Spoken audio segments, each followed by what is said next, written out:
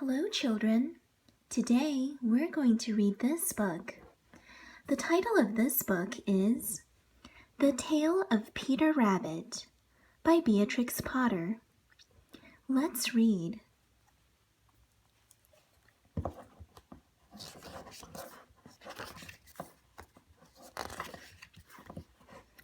The Tale of Peter Rabbit by Beatrix Potter.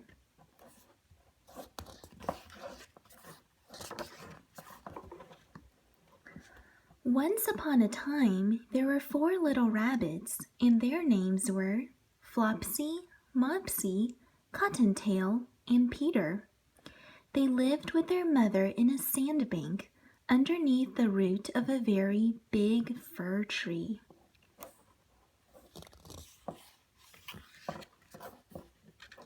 "Now, my dears," said old Mrs. Rabbit one morning, "you may go into the fields or down the lane, but don't go into Mr. McGregor's garden." Here's Flopsy, Mopsy, and Cottontail, and this is Peter.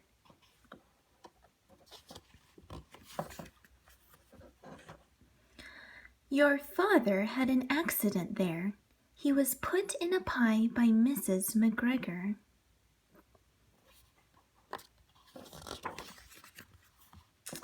"Now run along, and don't get into mischief.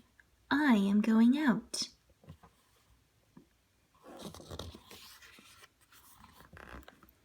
Then old Mrs. Rabbit took a basket and her umbrella and went through the wood to the baker's. She bought a loaf of brown bread and 5 currant buns.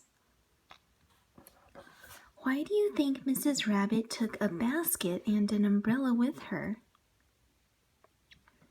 The basket is to hold on to her buns and the bread that she bought. And she may have taken an umbrella along just in case it began raining.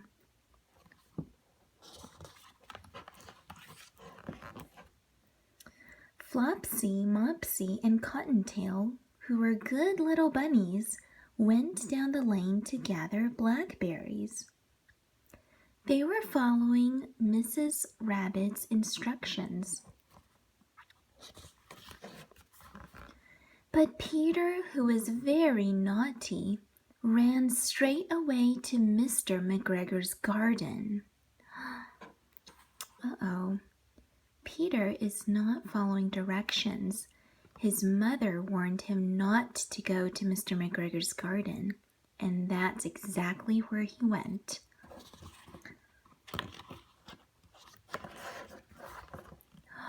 And Peter squeezed under the gate.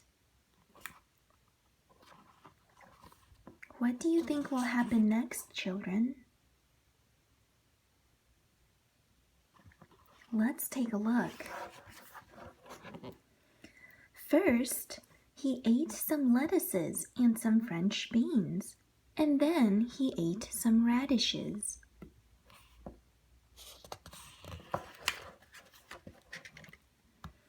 And then, feeling rather sick, he went to look for some parsley.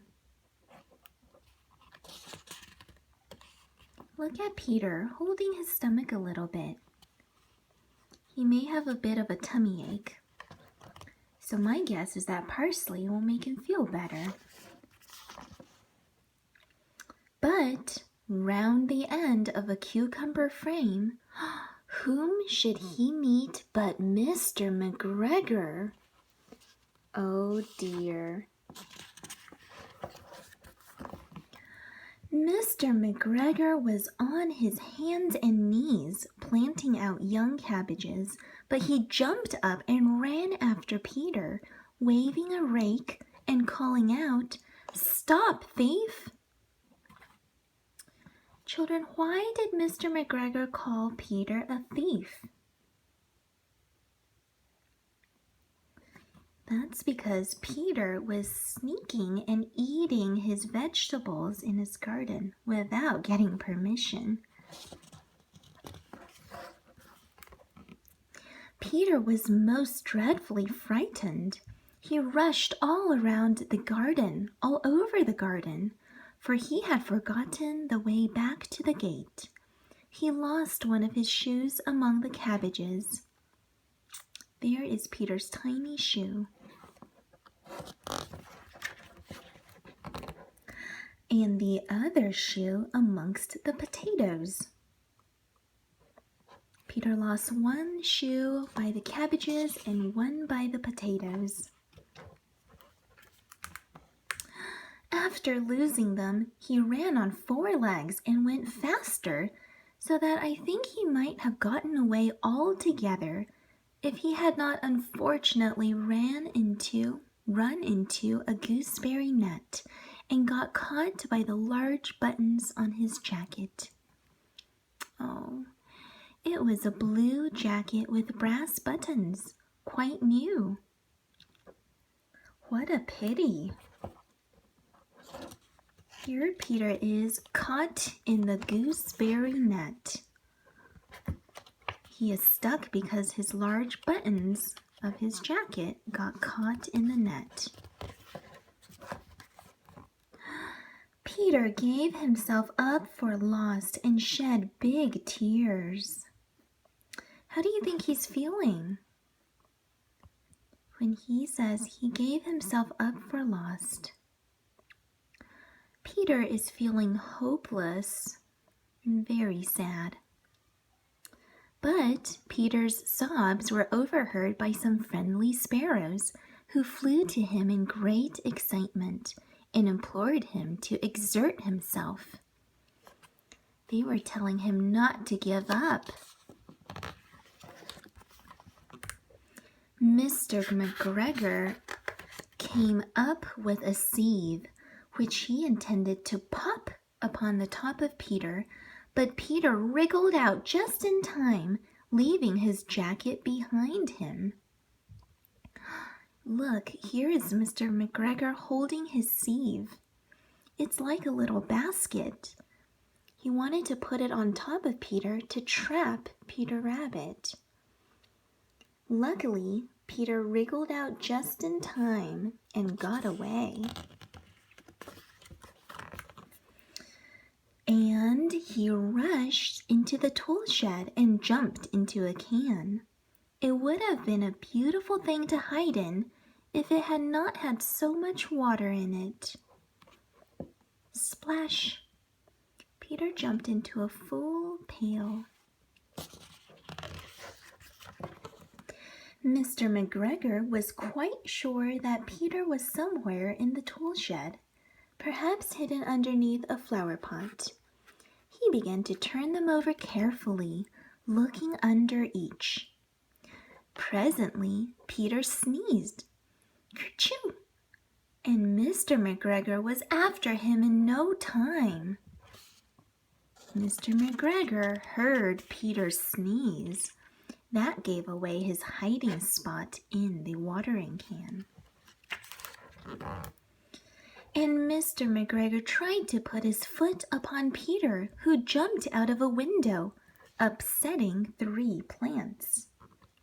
The window was too small for Mr. McGregor, and he was tired of running after Peter. He went back to work. Peter upset these 3 plants. What did he do to them? It means he knocked them over. Well, luckily for Peter, Mr. McGregor has given up on the chase for the time being. He's tired of running after Peter and decided to just go back to work. Peter sat down to rest. He was out of breath and trembling in fright, and he had not the least idea which way to go. Peter still didn't know where the gate was, the gate where he came from. Also, he was very damp with sitting in that can. Look how damp he is. There's water dripping down from his fur. He was wet from sitting in the watering can. After a time, he began to wander about, going lippity-lippity, not very fast, and looking all around. He found a door in a wall, but it was locked, and there was no room for a fat little rabbit to squeeze underneath. He's going to have to keep looking.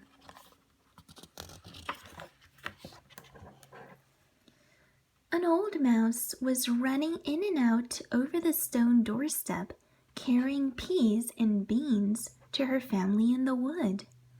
Peter asked her the way to the gate, but she had such a large pea in her mouth that she could not answer. She only shook her head at him. Peter began to cry. Poor Peter Rabbit. He can't get any help. Then he tried to find his way straight across the garden, but he became more and more puzzled. He's feeling more and more confused. Presently, he came to a pond where Mr. McGregor filled his water cans. A white cat was staring at some goldfish. She sat very, very still, but now and then the tip of her tail twitched as if it were alive. Peter thought it would be best to go away without speaking to her. He had heard about cats from his cousin, little Benjamin Bunny. Now Peter decides to avoid the cat. He has heard about cats from his cousin. Why do you think Peter decides to avoid the cat? What kind of stories do you think his cousin told him?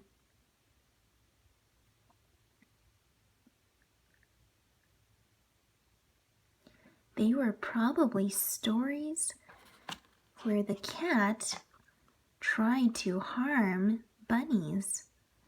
The cat is dangerous to the bunnies, and Peter Rabbit probably heard some scary stories about the cat.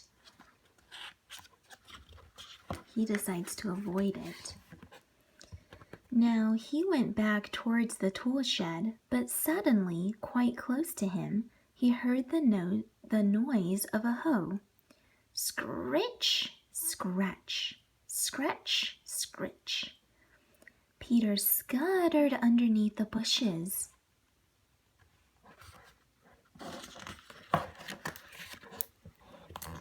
But presently, as nothing happened, he came out and climbed upon a wheelbarrow and peeped over. The first thing he saw was Mr. McGregor hoeing onions. His back was turned towards Peter, and beyond him was the gate. That's the gate that Peter Rabbit is looking for. Now, with Mr. McGregor's back turned, do you think he sees Peter Rabbit? No. Peter Rabbit might have a plan. Peter got down very quietly off the wheelbarrow and started running as fast as he could along a straight line behind some blackcurrant bushes. Mr. McGregor caught sight of him at the corner, but Peter did not care. He slipped underneath the gate and was safe at last in the wood outside the garden. He did it! Peter Rabbit escaped Mr. McGregor's garden. Mr. McGregor hung up the little jacket and the shoes for a scarecrow to frighten the blackbirds. Would you look at that? Mr. McGregor collected the lost jacket and shoes that Peter dropped, and he turned it into a little scarecrow to scare off the blackbirds. Peter never stopped running or looked behind him till he got home to the big fir tree. Why do you think Peter did not stop running or look behind him?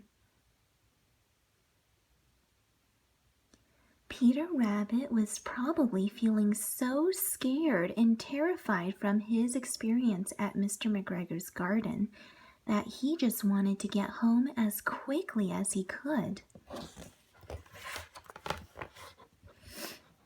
Peter Rabbit was so tired that he flopped down upon the nice soft sand on the floor of the rabbit hole and shut his eyes. His mother was busy cooking. She wondered what he had done with his clothes. It was the second little jacket and pair of shoes that Peter had lost in a fortnight. It was the second little jacket and pair of shoes that Peter lost in 2 weeks. A fortnight means 2 weeks, or 14 days for short. Mrs. Rabbit is probably upset about that. Now, I am sorry to say that Peter was not feeling very well during that evening. His mother put him to bed and made some chamomile tea, and she gave a dose of it to Peter. 1 tablespoon to be taken at bedtime, she said. But Flopsy, Mopsy, and Cottontail had bread and milk and blackberries for supper. That sounds delicious. Why do you think Peter Rabbit did not get to eat bread and milk and blackberries for supper? Why did he need to have a dose of chamomile tea instead?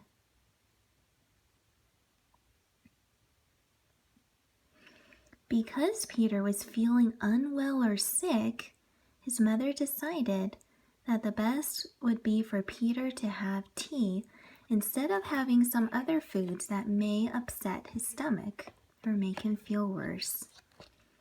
Peter needed to get better. The end.